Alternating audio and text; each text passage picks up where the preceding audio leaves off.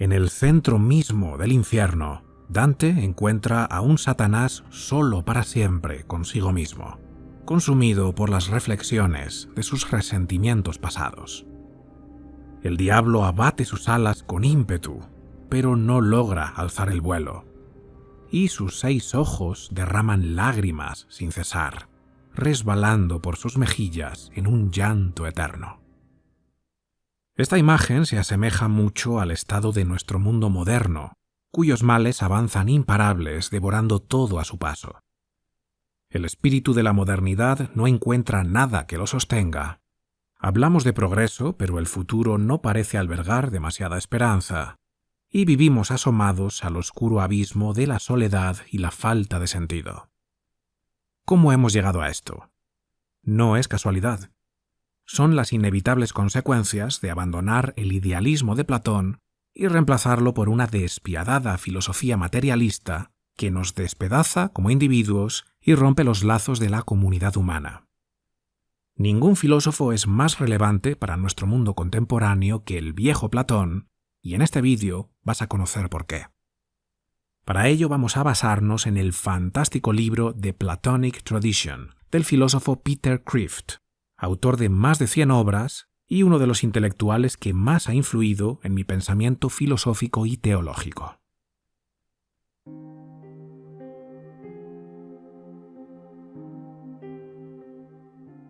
Todo gran filósofo tiene un eje central desde el cual gira toda su obra. En el caso de Platón, el centro es la teoría de las ideas, también llamada teoría de las formas. Las ideas o eidos de Platón no son ideas tal y como solemos entenderlas coloquialmente. No son representaciones mentales que suceden en nuestra cabeza, sino estándares, patrones o arquetipos que sirven de base para todo lo que existe.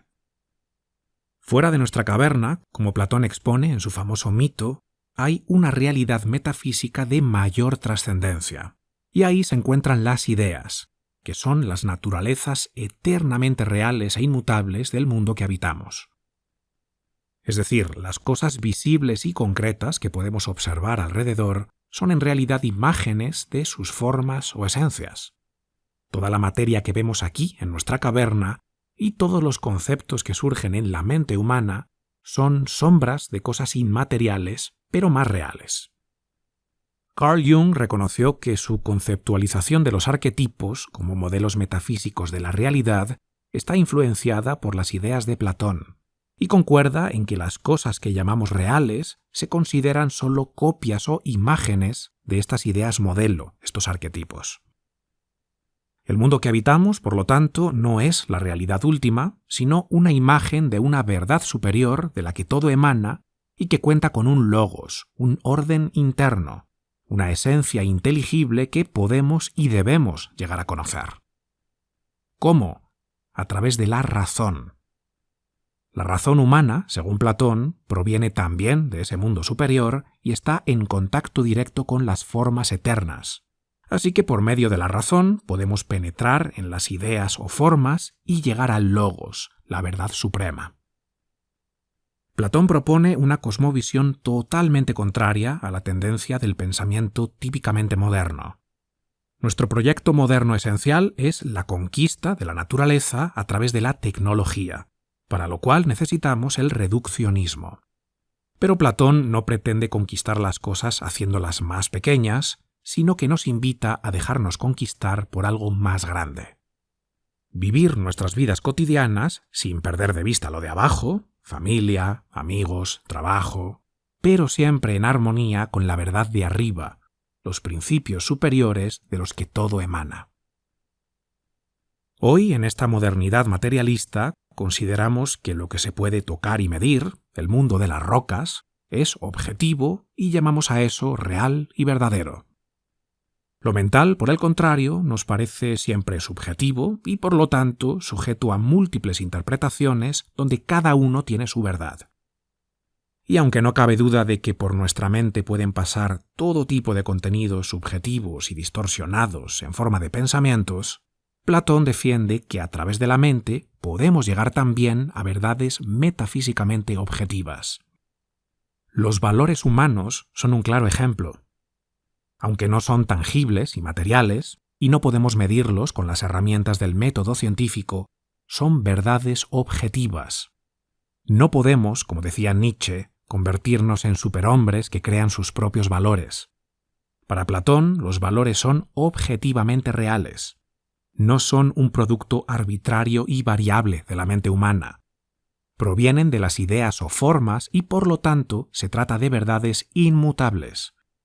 Nuestra razón no puede inventarlos o modificarlos, solo puede descubrirlos. Al final solo tenemos dos opciones. O descubrimos la verdad porque es algo objetivo y superior a nosotros, o la creamos porque es algo subjetivo y cada uno tiene la suya. Platón defiende que fuera de la caverna hay un mundo de verdades jerárquicas que llegan a la verdad metafísica última, que es el bien. De hecho, podemos afirmar que la gran idea de Platón es la propia idea del bien. El bien es el principio rector absoluto. Todas las ideas platónicas forman parte de una jerarquía de valores que culminan en un único Dios perfecto, que es forma eterna sin materia, el bien en su más pura esencia. Un Dios que nos creó a su propia imagen porque de él venimos y al que podemos acercarnos mediante las virtudes intelectuales y morales, a través de las cuales llegamos a la eudaimonía, la felicidad en su sentido más íntegro.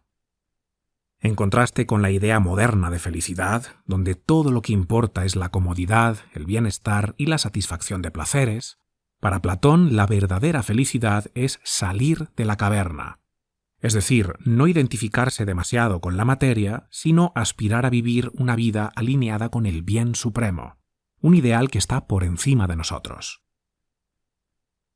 La filosofía platónica dominó el mundo antiguo durante siglos, hasta que sucedió algo que nos hizo tropezar y perder el rumbo. Mezclamos la filosofía con la ciencia, nos identificamos con la caverna como única realidad y caímos prisioneros de ella.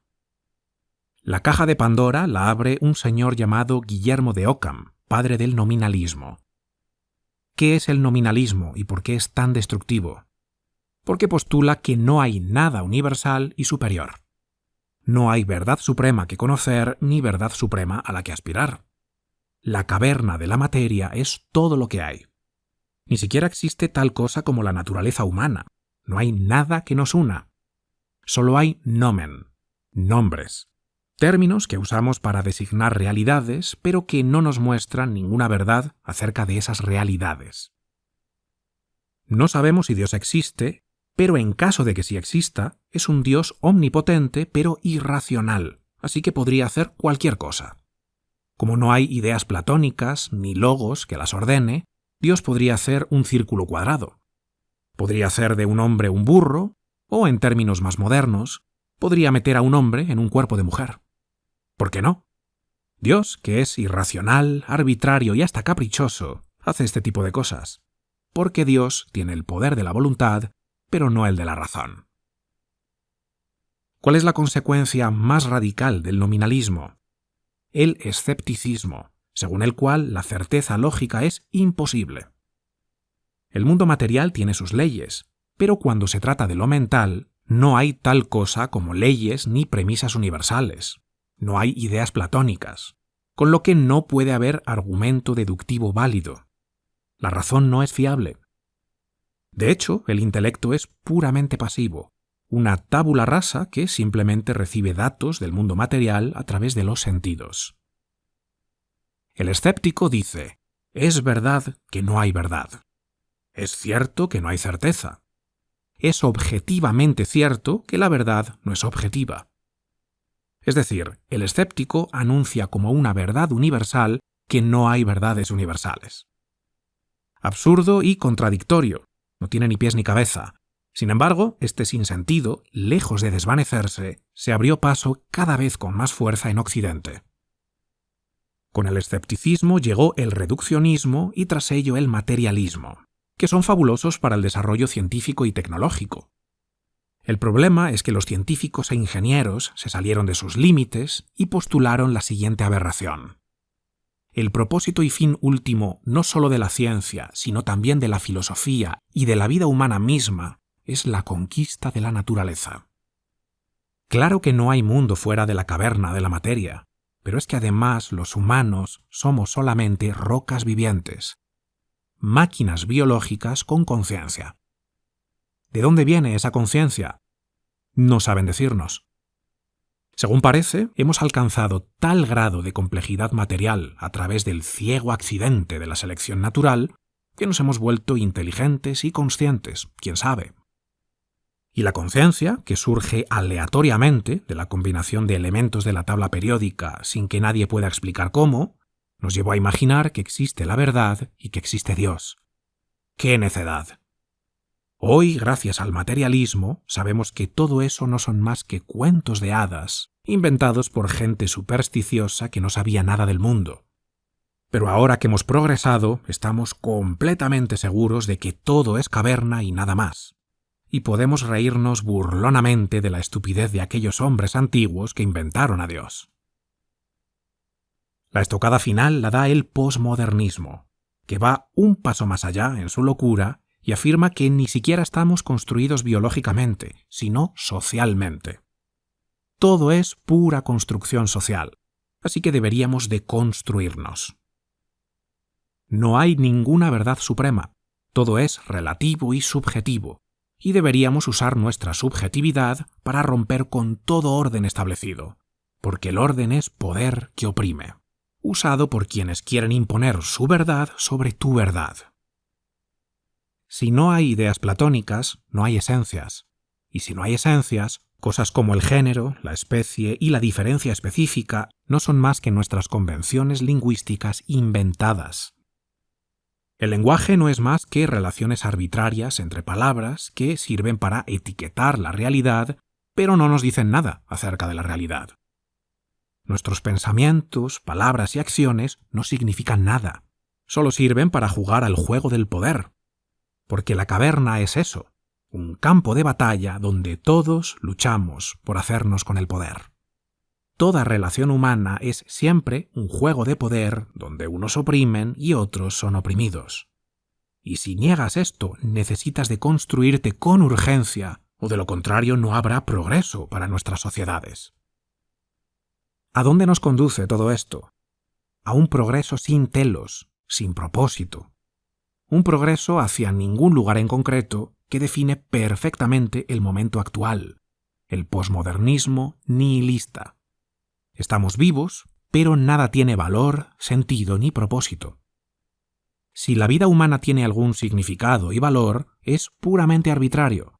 Lo inventamos nosotros mismos, como un artificio. Como nada es verdad y nada importa, nuestro proyecto de vida es que cada uno construya una caverna lo más cómoda posible para el yo. Queremos llegar a esa quietud aburrida que Nietzsche anunció al hablar del último hombre, el simio inteligente adicto a las comodidades, que vive en el distópico mundo feliz de Aldous Huxley. Sin logos, sin un bien supremo, sin base metafísica para vivir y elegir, ya no hay nada sagrado a lo que aspirar. Ningún ideal superior por el que vivir. Ningún amor por lo que está más allá de ti mismo. Ningún encuentro con el otro. Lo único que te queda, para siempre, eres tú mismo y lo que tú quieres. Eres el ouroboros que se muerde la cola sin cesar, para siempre en el páramo del yo, como el diablo que Dante encuentra en su Divina Comedia. Pero ese no es nuestro destino, porque hay un destino último para el ser humano, un propósito o telos. Hay una realidad objetiva que trasciende los muros materiales de la caverna y la voluntad subjetiva de sus cavernícolas. La dirección teleológica del hombre apunta hacia la luz de la verdad, la bondad absoluta, el summum bonum. Ahora más que nunca necesitamos comprender que el concepto que tenemos de la realidad última es el motor que da sentido a nuestras vidas. La existencia o inexistencia de esa verdad objetiva y bondad suprema llamada Dios, el libre albedrío del ser humano, el deber moral, la creencia en un fin, propósito y significado objetivamente reales y universales para la vida humana. La afirmación o negación de estas cuestiones nos eleva hacia el logos trascendental o nos hunde en el infierno del nihilismo.